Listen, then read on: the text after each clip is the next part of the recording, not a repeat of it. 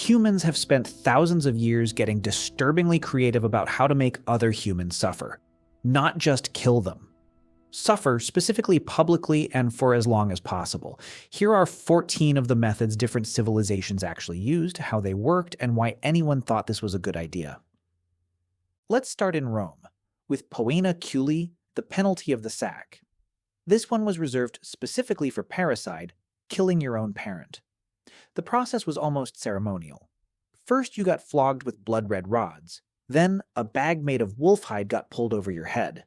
Then, you got sewn into a massive leather sack, and by the time of Emperor Hadrian, they'd throw in a rooster, a monkey, a viper, and a dog with you.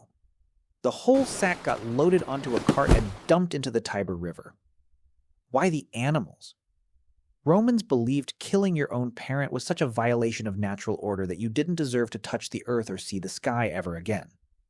You had to be sealed away from both, drowning in the dark with creatures picked specifically to symbolize chaos. Crucifixion, also Roman, worked completely differently. And it's more mechanically brutal than most people realize. It wasn't really about blood loss. It was about breathing.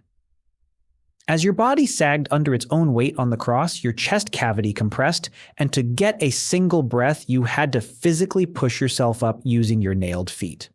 That cycle, sag, suffocate, push up, breathe, repeat, could last for days until your legs simply gave out and you suffocated for good. Rome had faster ways to kill people.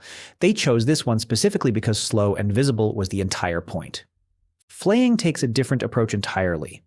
You'd think removing someone's skin would kill them from blood loss, but that's usually not what actually did it. Skin regulates your body temperature and keeps out bacteria. Without it, victims typically died slowly from hypothermia, dehydration, or massive infection over the following days. The Assyrians reportedly took the resulting human leather and draped it over city walls, turning the punishment into a permanent, visible warning long after the victim was gone. Now, impalement, popularized by the Ottoman Empire in the 15th century. This one required actual skill. A long, carefully greased wooden stake was driven through the body at an angle specifically chosen to avoid the vital organs, so the stake would emerge near the shoulder or the neck instead of killing instantly. The goal was survival, not death, at least not immediately. A skilled executioner could keep someone alive on the stake for hours, sometimes longer. Ancient Persia had its own method, one historians now call scaphism, or simply the boats. The victim was stripped, covered in honey, and sandwiched between two hollowed-out boats or tree trunks, with only the head, hands, and feet left exposed. They were force-fed milk daily to keep them alive as long as possible. The combination of honey on the skin and the eventual diarrhea from an all-milk diet attracted swarms of insects, which would slowly consume the victim over 1 to 2 weeks. This wasn't about speed at all. It was about duration, stretched out for as long as the human body could physically endure it. China's lingqi, sometimes translated as death by 1,000 cuts, worked on a similar principle, but with more precision. Executioners made hundreds, sometimes thousands of small cuts across the body in front of a public crowd, deliberately saving the face for last. That detail matters. The point wasn't just the victim's pain. It was making sure everyone watching could see themselves reflected in his face as it happened, turning an execution into a lesson the whole crowd would carry home with them.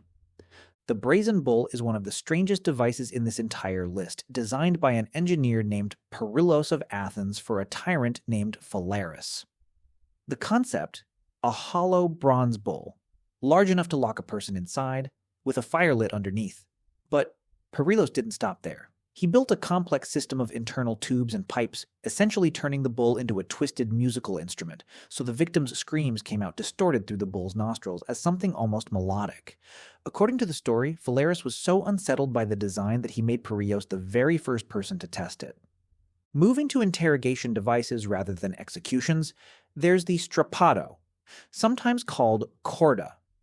Your hands were tied behind your back. A rope run from your wrists up over a pulley or beam. You'd get hoisted into the air, then suddenly dropped and jerked to a stop just before hitting the ground, dislocating both shoulders at once. If that wasn't enough to get a confession, interrogators would add weights. sometimes hundreds of pounds, tied to the ankles. That escalated version had its own name, squassation. The rack works on a related idea but stretched out over time instead of a single violent jerk.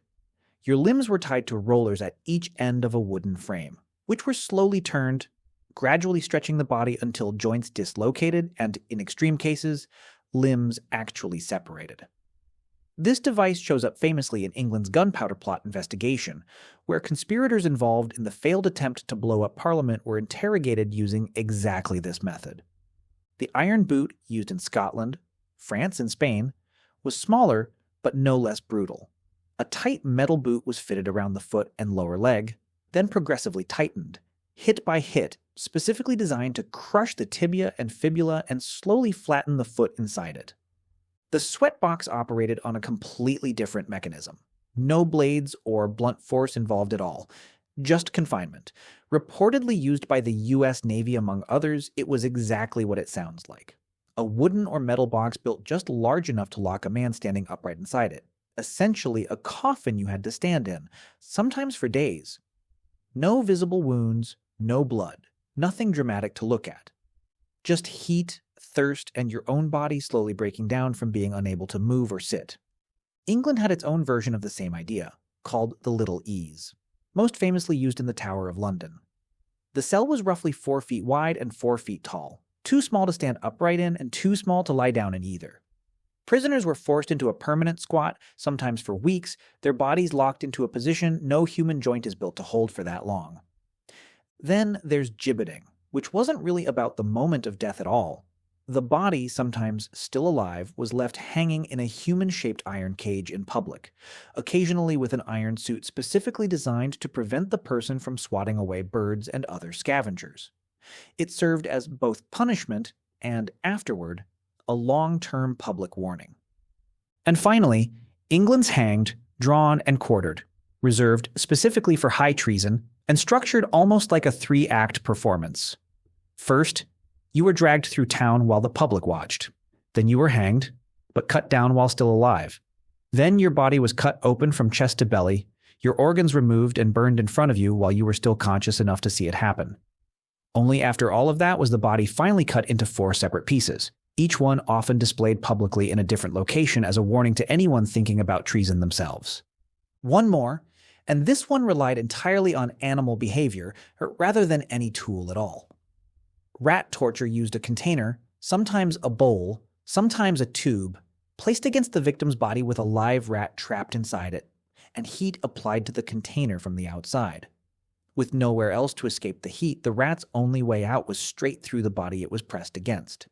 A version of this reportedly existed in dungeons beneath London as well, cells that flooded when the river rose, forcing displaced rats directly into the cramped space where a shackled prisoner was already waiting in the dark. Look at all 14 of these side by side, and a pattern jumps out immediately. Almost none of them were actually optimized to kill efficiently. If anything, most of them were specifically engineered to avoid a quick death. Duration was the entire technology here, stretching suffering out as long as the human body could survive it in front of as many witnesses as possible. These civilizations never spoke to each other, never compared notes, never shared a single blueprint. Rome, Persia, Ottoman Turkey, Imperial China, medieval Scotland, all arrived at strikingly similar conclusions completely independently, that visible, prolonged suffering deterred future crime more effectively than a quick, private death ever could. The tools themselves are gone now, mostly reduced to museum displays and disputed historical footnotes. But the underlying logic behind every single one of them, that punishment works best when everyone can see it, is something human societies have rediscovered again and again, all on their own, across thousands of years and thousands of miles.